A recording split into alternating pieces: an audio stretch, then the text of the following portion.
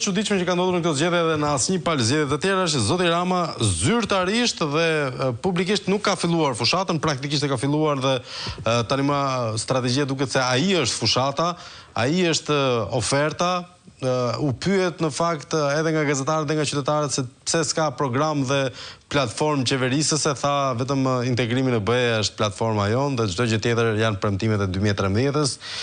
Dhe sigurisht ka filluar dhe një gjë tjetër, janë ca gënjeshtra spektakolare që për kë i thot Rama ato gënjeshtra aq të forta, nuk ha, nuk harxhoj, pirrall. Ngjan pak me atë albumin Adriano Celentanos, dal rrallë dhe flas edhe më rrallë. Ngjan Putinin. Putini që do të spi alkool, spi kështu.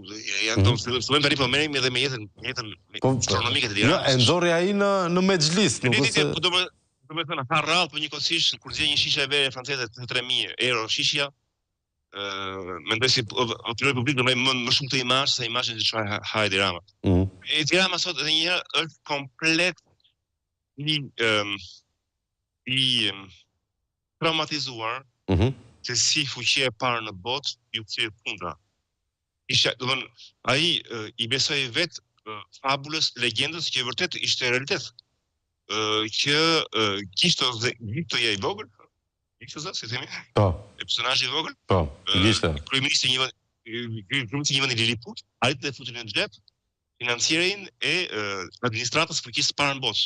Domethënë, parë nga larg një marsian që vjen, është vërtet një histori romanesh. Dhe kjo ndodhi. Edi Rama, për arsye që do të marrë vesh shumë vonë, sot nuk e dim, arrin të futet në xhep Alex Sorosin, ai që financon, do të jetë në SBA, ose financante, kur jetë në SBA, president, kur jetë në SBA shefi i departamentit, kur jetë në SBA ky dhe ai. Këtë personazh ka me në xhep. Pra, ishte diçka që kalosh nga kjo situatë, domethënë kur ke kapur ose çekun 1 miliard, asnjë për 1 miliard. Dhe një përmbylsje globale në 5 nëntor e mbrapa, është sikur të biesh nga kati 50. Ka rënë kati 50, sot është kaq i traumatizuar sa që nuk di ku shkon. Dhe nuk e beson dot se si ka mundësi që Trump të merret me ishën, jo me të, me Ramën. Ka edhe sot për çatje, thotë që vetëm ne, PS-ja, vetëm unë Edi Rama, jam i aftë ta çoj Shqipërinë në BE. Vetëm unë Edi Rama jam sot i aftë të negocioj me NATO-n. Jo këta, janë të baftë. Thuash, i bëra një shkrim para 2 ditësh, ke syri Bilës. Çmon? Është bërë me amnezi, me një humbje totale të memorisë, ky buburreci kryeministris. Jo, po dhe i ka pa aftë për BE-n, kur Rama ende s'e lindur, po e mbar si figurë si imazh. KPD i hoqi shqiptarëve vizat. Kjo është arritja më e madhe e BE-n. Kjo parti politike ajo që i dha Shqipërisë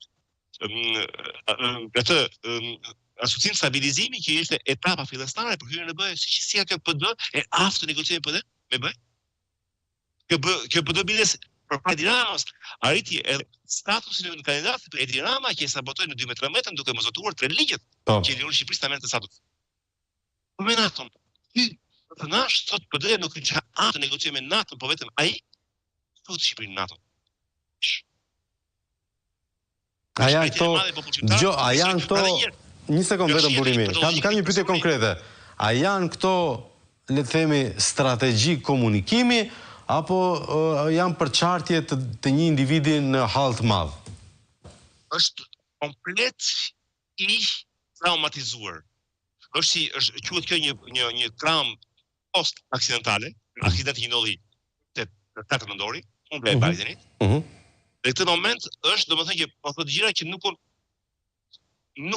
bëjnë as sens, se mund të thotë gjëra ndryshme, mund të thotë që shikoni ai programi PD-s, unë ka programi PD-s është i paralizuar, është utopik, kur Berisha premton për shembull kaq pensë, zoket minimum jetese më pak se kaq tjetër.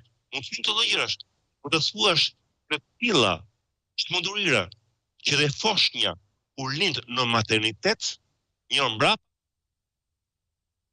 futet Shqipërinë në NATO, ku që hoqi vizat shqiptarëve. Unë kam përshtypjen që sot Rama nuk është më në një strategji. Rama sot është në një rrugë pa busull, nuk ka më busull. E vetja busull e tij është preson ende qytetarët nuk duan Sali Berishën. Këtë si shpresaj. Okay. Fiton